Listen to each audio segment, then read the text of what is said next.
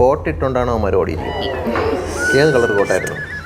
എന്നെ പൊന്ന് സാറേ, കോട്ടിട്ടുകൊണ്ട് ഓടിയ കഥയൊന്നും അല്ല പറഞ്ഞത്. ഓടിയ സമയത്ത് അവൾ ഒരുത്തനെ കയറി പിടിച്ചു, പക്ഷെ അവൻ കുതിറി ഓടി. അതാ ഉദ്ദേശിച്ചത്. ഇതെല്ലാം ഞാൻ പറഞ്ഞ നേരത്തെ ഇടയ്ക്ക് കയറി പറയല്ലേ സഹോദരി, ചോദിക്കല്ലേ ഇവിടെ.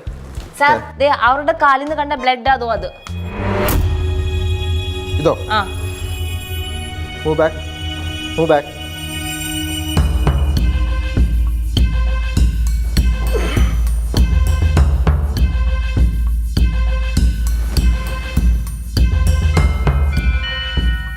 എടീ, ഇയാളെന്താ പട്ടിയാ മണക്കാൻ? അവിടെ വേറെ പൊട്ടിയില്ലാത്തോണ്ട് ഇങ്ങനെ പറഞ്ഞു വിട്ടത്.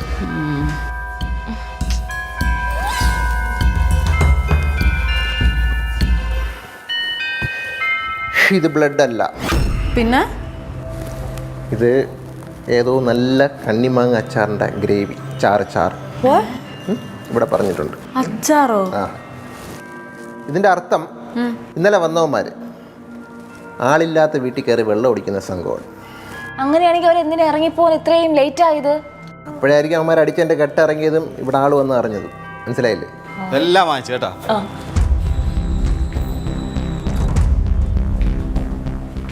ഇതറാ ചെറിയണേ. സാറേ, കേസ് അന്വേഷിക്കാൻ വന്നെങ്കിൽ അത് മാത്രം ചെയ്താൽ കേട്ടാ. പാവങ്ങളെ ചൊറിയാൻ നിൽക്കല്ലേ. പാവങ്ങളായിട്ട് ജീവിച്ചാൽ നിനക്കൊക്കെ കൊള്ളാം. ഇതേടാ കയ്യിൽ അവരിലെന്തോന്നു പറയൂലേ നീ എന്തിരുന്നു?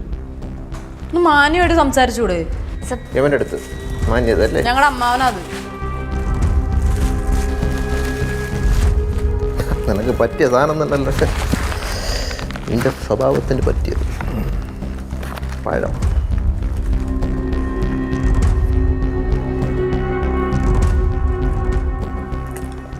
അണ്ണാമ്പഴോടെ വയ്യ നിനക്കൊട്ടും. പെണ്ണുങ്ങളുള്ളതുകൊണ്ട് കൊള്ളാം നിന്റെ.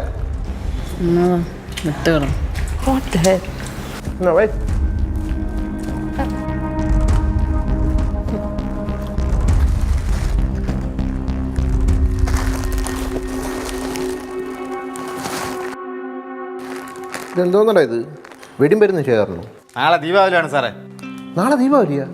ആ, എന്നാൽ ഞാൻ അങ്ങോട്ട് ഇറങ്ങട്ടാ. വീട്ടിൽ പോയിട്ട് വേണം.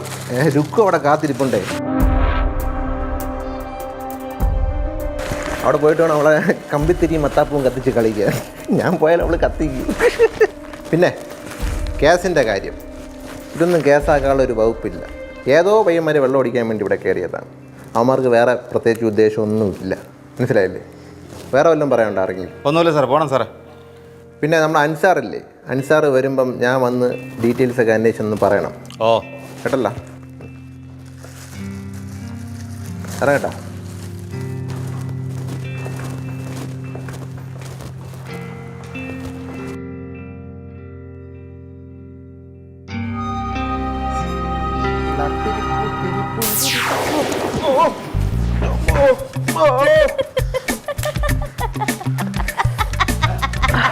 എന്തോ സാറേ?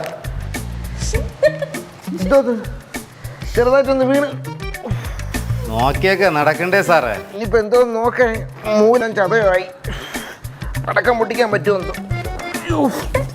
ൂന് കമ്പത്തിരി വാങ്ങിച്ചു കൊടുക്കാൻ പറ്റാൽ മതിയാ.